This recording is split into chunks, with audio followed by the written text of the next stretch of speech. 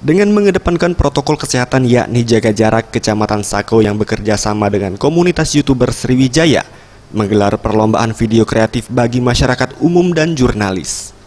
Amiruddin Sandi, Camat Sako yang ditemui mengatakan perlombaan video kreatif ini sendiri diikuti oleh sekitar 50 peserta yang berasal dari berbagai kalangan, mulai dari komunitas videografer, selebgram, YouTuber hingga jurnalis.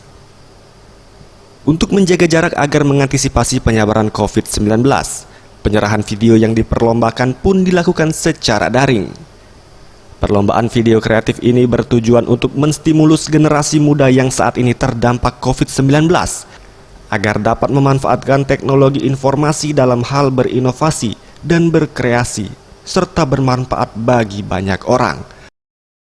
Laksanakan tujuannya untuk menstimulus jadi generasi milenial, ya, generasi muda zaman sekarang ini untuk dia memanfaatkan teknologi informasi yang sangat mudah sekarang ini.